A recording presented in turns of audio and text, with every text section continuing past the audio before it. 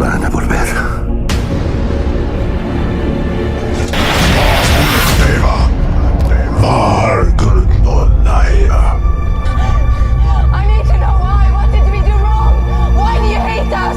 Y aquí, hijos del sol, viene la revelación. Uno de los textos más antiguos del planeta está en la India, los textos védicos. Uno concretamente, con más de 16.000 años, escrito por una mano humana. Este texto, llamado Grita Brahma Dabrasta, detalla la conversación de un dios, un hijo de las estrellas, con un sabio. El sabio le preguntó a este ser, el cual era muy difícil de encontrar, era muy antiguo y estaba situado en unas montañas perdidas. El sabio le preguntó cómo erradicar el odio en el mundo. Y el ser contestó: ¿odio? Nosotros os dimos esa emoción. Os dimos todas las emociones que esperábamos para vuestra evolución. Nos ocupamos de vosotros, os dimos el fuego, construimos estructuras y os dimos un Edén. Nos adorasteis como dioses. Os adoramos a vosotros como nuestra más grande creación. Y durante las 7 etapas hemos mirado cómo os destruíais unos a los otros. Iniciabais guerras. Nosotros deseábamos regresar. Pero os dejamos crear vuestro propio destino. No nos dimos cuenta de que sois criaturas violentas y barbáricas cuando aumentáis en población. Hemos intervenido muchas veces. Muchos de los nuestros han perecido aquí. Otros han hecho el bien y otros han hecho el mal. Aún así, nosotros hemos intentado salvaros de nuevo. En cada etapa nos llevamos a un niño, hijos del sol, criado por nosotros, yo os saludo, educado sobre el significado de la creación y la vida. Y vosotros, cada vez que ese niño ha vuelto, ha sido castigado por vuestros reyes. Nosotros fuimos quien os dio el fruto de la vida. Debido a nuestra inmortalidad, nosotros hemos perdido ese regalo. En este texto encontramos lo que estábamos buscando.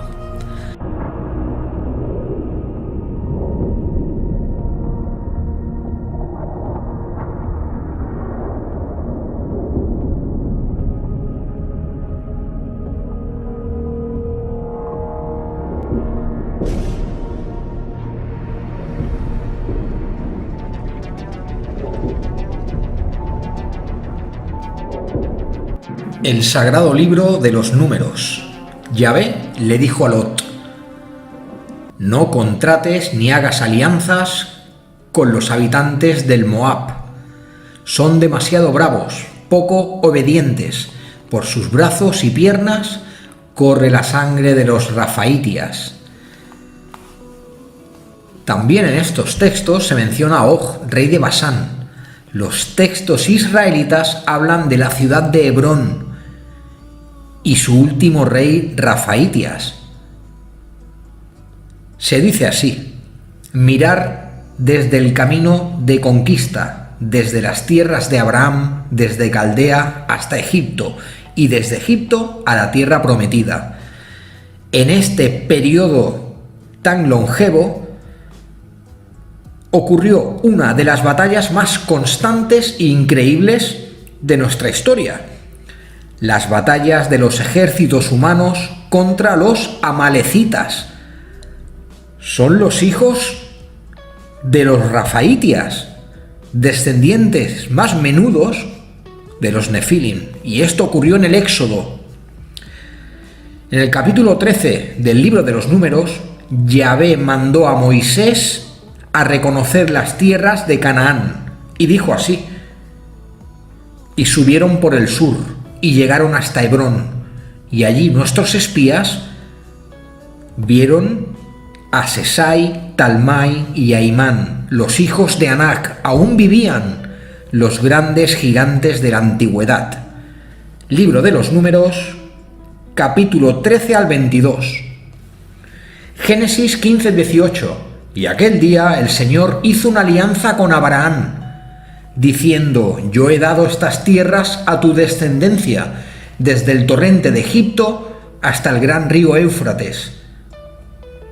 Los kenitas, los keniceos, los canonitas, los refaim y los amorreos deberán entregar sus tierras. Atención, si no os habéis dado cuenta, tanto la religión hebrea como la religión cristiana se refieren a los gigantes con el mismo término: o refaim, o rafiaitas, o anaquitas. Desde el siglo XXI antes de Cristo, las ciudades de los gigantes fueron destruidas por los ejércitos de Yahvé y los humanos. Desde ese mismo día, cuando las ciudades de los gigantes fueron destruidas, perdieron su nombre en la historia y dejaron de llamarse rafaitias para llamarse emineos y amalecitas, para esconderse. El nombre rafaitias estaba prohibido y denunciado, y eran perseguidos. Ya era una raza más pequeña. Todo esto sucedió durante años. Por lo tanto, los emineos y los amalecitas son descendientes de los rafaitias, descendientes de los nefilim. Deuteronomio, capítulo 13, 29. Durante el discurso del Moab, se cuenta que las tierras que pisamos pertenecían a los emineos. Los emineos era denominado como el pueblo de la gente grande, que dominaban la forja. Libro de los Números 14-21. Amalek. Este término luego se transformó en amalecitas, o sea, gigantes. Los amalecitas habitaban la tierra del sur, hasta el Eteo. Del Eteo hacia adelante, hacia el oeste, dominaban los jebuseos y los amorreos, que estos eran humanos. En cambio, los cananeos llevaban en su sangre de gigante, al igual que los filisteos, como Goliat y como todos los héroes de esa época. Llegaron incluso a dominar la ribera de Transjordania y Fenicia en los siguientes siglos venideros. En los siguientes siglos fueron llamados filisteos, habitantes de la región costeras del Líbano y Siria, como el rey Saúl, que medía casi 3 metros, ya eran más menudos como estamos viendo. Goliat y sus hermanos, 5 tenía, todos mercenarios trabajando para ejércitos. Por lo tanto, los filisteos eran híbridos, muchos de ellos tenían sangre nefilim por sus venas. Y sí, como ya hemos dicho, Sansón era un rafaitia. Sansón era un rafaitias. Siempre se ha dicho que era hebreo, pero no lo era. Nació en el Líbano, zona filistea. Su nombre, Sansón, denota culto al sol, no a Yahvé. Atención, en el libro de los Jueces se cuenta que Sansón mató a 1000 hombres con una quijada de caballo o de burro. Sansón rechazó una princesa hebrea y eso le costó ser repudiado por el bando contrario. Muy mal visto en esa época, ya que el culto a Yahvé estaba creciendo y Sansón rendía culto al sol. Sansón se casó con una giganta que estaba enferma y el Señor la curó y la llamó Rafaela, la que fue curada. Se casó con esta filistea, que si hemos entendido el vídeo, los filisteos tienen sangre rafaitias. Otro bombazo más para nosotros, chicos. es tan interesante escudriñar los textos antiguos para que nos demos cuenta que está todo muy bien explicado, solo que no quieren que sepamos esto. Por eso se ha latinizado la Biblia, por eso se ha confundido, por eso se ha reescrito 13 veces. Pero esta es la verdadera historia. Gracias a las pruebas líticas en piedra, a los códices mayas como el trocortesiano y a la fonética, la estructuración de la palabra y las migraciones de los pueblos, podemos tener esta línea cronológica de tiempo. Hay algo que tenemos que saber. Todas las construcciones que hay en el mundo actual, tanto en las pirámides mayas como las de Egipto, que hay 100 pirámides, todas las construcciones, incluso las ruinas de Yonaguni en Japón que están sumergidas, todas estas construcciones son de antes del diluvio, de antes de la caída de la luna Kenos, de civilizaciones anteriores. No le podemos quitar mérito a las civilizaciones anteriores achacando a que todas las construcciones inexplicables han sido construidas por extraterrestres. No. Civilizaciones anteriores. Tenemos pruebas fonéticas, pruebas en piedra y las migraciones de los pueblos. Todo esto está contrastado con un trabajo catedrático. Esto es muy importante. Primero tendríamos Mu, que se situaría en el Pacífico Sur. Ahora mismo las islas del Pacífico Sur serían los picos de las montañas de Mu. Estamos hablando de otra etapa de la Tierra, con otra luna, con la luna Kenos en los cielos.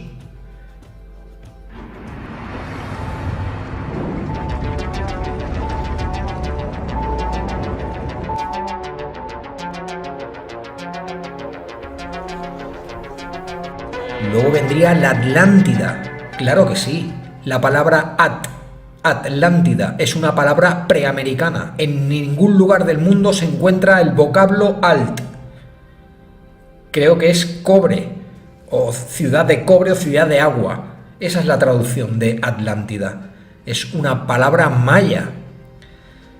Luego vendría la caída de la luna Kenos, que afectaría a todo el globo. Y los pueblos se refugiaron, los que sobrevivieron, o en las cumbres más altas, como escapando de algo, como Lhasa, Machu Picchu, el Tíbet, y en las profundidades de la tierra. Estamos en la cueva de los tallos. Y así está escrito en piedra, en unas tablillas antediluvianas. Cuando cayeron las aguas, 3 pueblos de piel blanca salieron de las galerías de la madre tierra. Los guaras, los tupiguaras y los íberos. Los íberos se extendieron por rutas de Argentina, los guaras por Brasil y los caras por toda América y formaron el reino de los Quito.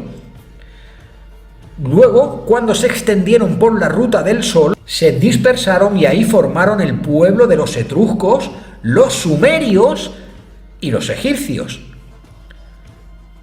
Aquí está la cronología de todas estas civilizaciones anteriores. Por eso la gente se atasca en Sumeria, pero por Dios, hay que madurar como investigadores. Sumeria está aquí cerca, al lado de los egipcios. Y esto es un tema muy importante. Muy bien, la caída de la luna Kenos. Este proceso fue centenario. La prueba está en un manto de polvo rojo que hay bajo nuestros pies, que cubre todo el globo. Los científicos han logrado averiguar incluso la trayectoria de la luna Kenos cuando cayó, en su caída centenaria, y mientras caía había vida. Y ahora un tema muy importante: si la luna Kenos cayó, ¿cómo ha llegado Selene a nosotros? Los científicos dicen que fue atraída por la Tierra, pero ¿sabéis qué? La doctora y yo coincidimos en esto. El pueblo de los acadios dice en sus lenguas y sus textos que la Tierra le pertenece porque estaba antes que llegara la luna. El pueblo de los griegos, quien llama a la luna Selene, dice que la Tierra le pertenece a los griegos porque su pueblo estaba antes de que la luna llegara a la Tierra. Hay narrativas en África de pueblos que cuentan que la luna no estaba en el cielo. Por lo tanto, había vida en la Tierra, no me expliquéis cómo, pero había vida en la Tierra cuando todo esto pasó en los cielos, después del cataclismo, de la caída de la luna Kenos. Y todo esto es un trabajo catedrático, con pruebas líticas, fonéticas y de migraciones de pueblos. Nosotros no creemos en las coincidencias, nosotros creemos en las pruebas, pruebas fonéticas, pruebas líticas, pruebas en construcciones por todo el mundo que se salen de la escala de tiempo. Claro que los extraterrestres estuvieron aquí. Nosotros somos el proyecto hombre. Mucha gente preocupada me dice, pero entonces Enki ¿qué? Y digo, vamos a ver, Enki es descendiente de Sincaya y hijo de Lhasa. Son deidades que han pasado por los pueblos con diferentes nombres. ¿De acuerdo? No os tenéis que atascar ahí en Sumeria, que hay más. ¿Os tengo que decir algo? Os voy a dar 30 segundos para que busquéis por casa una bolsa de plástico, porque os va a explotar la cabeza. Esto está extraído de textos antiguos, de las tablillas líticas y andinas y de los trabajos que vamos a recomendar aquí, y os voy a poner los libros luego para que los busquéis. No le podemos quitar mérito a las civilizaciones anteriores achacando cualquier construcción que haya en el mundo a que han sido los marcianos. No, civilizaciones anteriores. Claro que estuvieron aquí, hombre, estos han estado siempre. O sea, el tiempo pasa para nosotros, para ellos no, ellos están siempre ahí. Van mirando cómo pasan las civilizaciones y las culturas, ya está. Nosotros somos el proyecto hombre. Muy bien, entramos directos como un crochet. La Tierra se han sucedido diversas etapas. La luna actual es Selene, la luna terciaria. La luna secundaria era Kenos. Muy bien.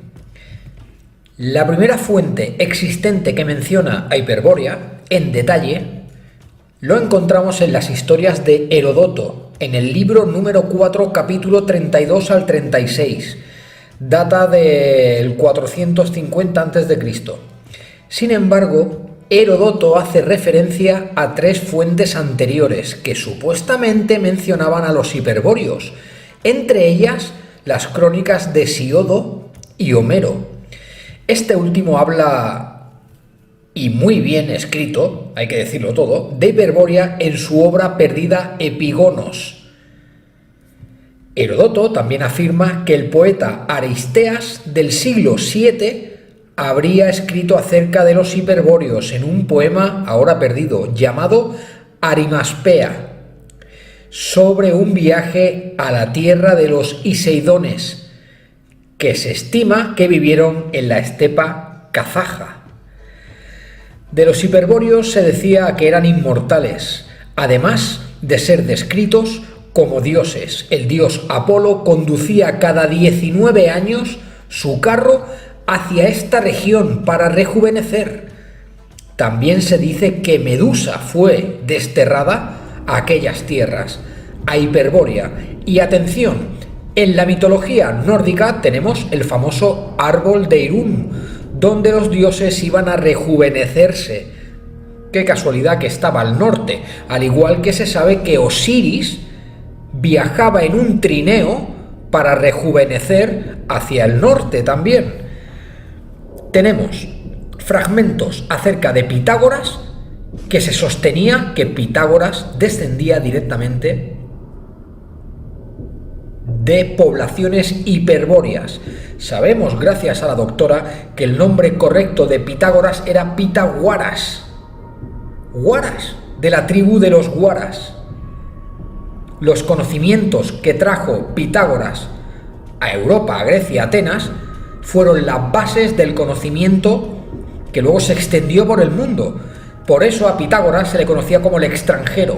Él no era ateniense ni griego, aunque con los años se le talló en mármol con un rostro ateniense o griego para representar que había sido aceptado, pero ningún amigo lo quería, lo llamaban el extranjero. Buen dato de Pitágoras, gracias doctora. Muy bien, la localización de Hiperbórea. Se creía que los hiperbóreos vivían más allá de los nevados montes ripeos. Según Pausianas, la tierra de los hiperbóreos, hombres que viven más allá del hogar de las bóreas, eran gigantes, descendientes de otra época, de otro periodo, y quedaban muy pocos, pero su conocimiento era muy extenso y eran muy longevos. En su opinión, para llegar a Hiperbórea tenías que cruzar Tracia por la superficie o por los túneles. Había túneles que llevaban directamente hasta Hiperbórea. Atención a las referencias históricas que han escrito sobre Hiperbórea: Sofocles, Esquilo, Agamenón, Simonides de Ceos, Calimaco, en su libro Deliano, también colocaron a las Bóreas más allá de Tracia. Otros escritores antiguos, sin embargo, creían que el hogar de las Bóreas estaba en un lugar diferente. Atención, es superdato. Heraclides, Pontico y Antimaco identificaron los montes ripeos con los Alpes y los hiperbóreos como una tribu celta, también llamados los helvecios, que vivían más allá del norte. Aristóteles colocó los montes ripeos en los límites de Escitia e Hiperbórea más al norte. Hecateo de Abdera y otros creían que Hiperbórea estaba pasado Gran Bretaña. Más tarde, las fuentes romanas y griegas continuaron cambiando la ubicación de los montes ripeos, el hogar de las Bóreas. El antiguo gramático Simias de Rodas, en el siglo III a.C., conectó a los hiperbóreos con los masaguetas, y Posidonio, en el siglo I, conectó a los hiperbóreos con los celtas occidentales, los mismos que estuvieron en Montserrat. Ponopio de Mela ubica aún más al norte el pueblo de los hiperbóreos, cerca del Ártico. En los mapas basados en puntos de referencia y descripciones exactas dadas por Estrabón, Hiperbórea se muestra de forma variada, como una península o isla. Está situada más allá de lo que hoy es Francia y se extiende más al norte. Otras descripciones la sitúan en la zona general de los montes Urales. Fuentes clásicas posteriores como Plutarco, en el siglo I, conectó a los hiperbóreos con los galos, que habían saqueado Roma en el siglo IV. Muy bien, hijos del sol, y aquí la sorpresa. Ya veréis cómo vuestro jefe Cuervo os cuida mucho. Os traigo un texto del siglo I. En las regiones más allá de la tierra de los celtas hay en el océano una isla, más pequeña que Sicilia. Esta isla continúa con una península. Está situada en el norte y está habitada por los hiperbóreos, que son llamados así porque su hogar está más allá del punto donde sopla el viento del norte, Bóreas. Esa isla, ese terreno, ese continente es fértil y productivo en todos los sentidos y tiene un clima inusualmente templado. Hecateo de Abdera también escribió que los hiperbóreos tenían en su isla un magnífico recinto sagrado dedicado a Apolo y un importante templo adornado con muchas ofrendas. ¿Sabéis qué tipos de ofrendas eran? Piedras gigantes, dólmenes, en forma de círculo y semicírculo. Los templos hiperbóreos son templos esféricos de piedra, como Stonehenge.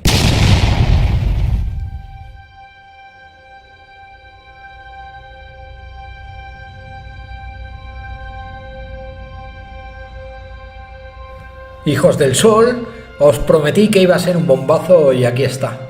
Stonehenge es hiperbóreo, conocimiento hiperbóreo. Ahora entendemos muchas cosas de cuando estuvieron los celtas aquí, en Montserrat. Por eso está el tejo en Montserrat, un árbol sagrado para los celtas, un árbol de una raza indoeuropea. De lo profundo de Europa, esos árboles fueron traídos hasta aquí. Y no encontramos nada más porque está todo bajo el agua. Tenemos que recordar que los mares cambiaron, los mares se movieron, muchas estructuras, muchas cosas están bajo el agua, chicos. Solo hay un 10% de tierra en el planeta Tierra. Chicos, lo hemos vuelto a hacer.